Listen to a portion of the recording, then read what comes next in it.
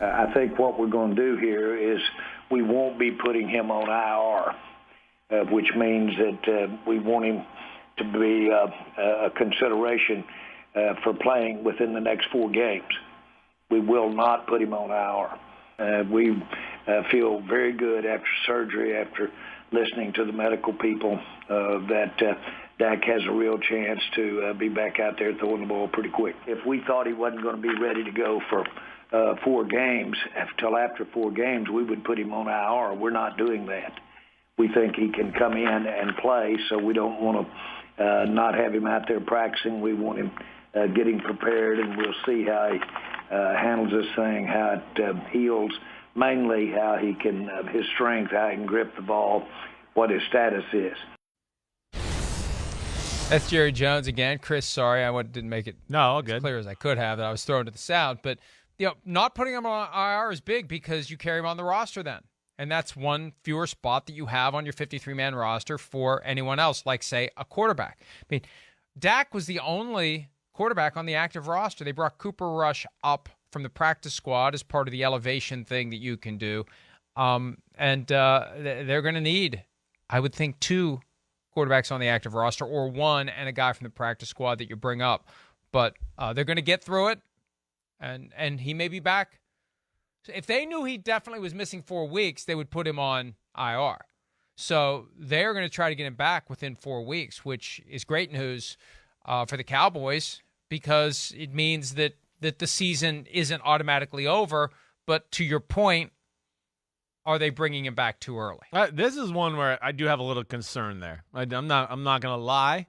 Just because it's Dallas and it's Jerry and it's the panic is already starting, and Jerry runs the team and probably said something in his own slick way to Dak. I think you can get back early. I mean, I know enough stories about Jerry. That's the way he can be. He can be very convincing to no matter who it is, anybody. So that's where this is one I'm going to put under the classification of I got to see it to believe it. I got to see it to believe it. That's hopeful. Surgery, thumb. Man, I mean, 4 weeks? Wow. I would be shocked to see it. This one does feel to me like, whoa, we didn't look good. Whoa, we're desperate to have you back. Whoa, can you do anything to get back earlier? What's that, surgeon? You said it was a good surgery? Oh, well, okay. And then Dak's a competitor and wants to be back and says the right things. Again, I know this is all speculative, but I don't know. It just seems a little fishy to me. Like I said, I got to see it to believe it on this one.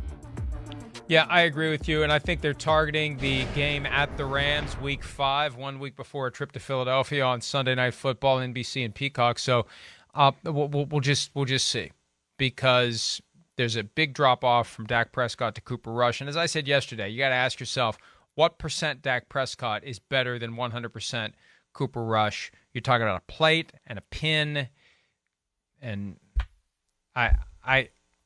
I would say give the guy more time. The problem is no one in that cocoon is going to be saying, let's take more time. The player wants to play. The team wants him to play.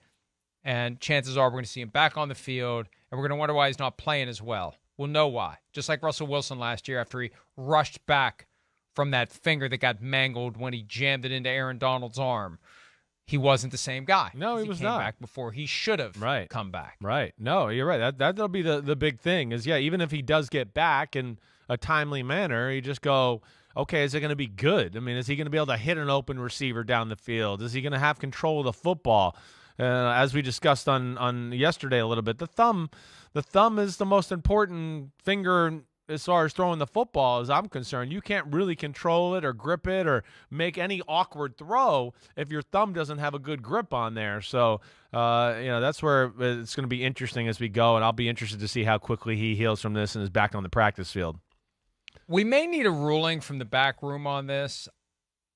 The thumb is the most important finger, may be a Simsism, because the thumb is not a finger. Oh, the thumb is an appendage. Right. I got you. Right. Yes. I forgot about that. I don't know that counts. I don't think it does. I think you're getting technical on me there. I think most people in the world go, hey, you got 10 fingers on your hand. Like, they don't go, oh, you got 8 fingers and 2 appendages. Like, they don't do that. Yeah. So don't get too technical, lawyer guy over there. But it is the opposable thumb The opposable thumb is the thing that has allowed us to climb to the top of the food chain.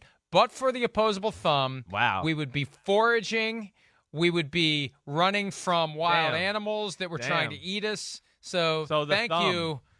Thank you, opposable thumb. Oh, damn. Man, with all the animals in the animal kingdom, man, do they wish we didn't have thumbs? Holy crap.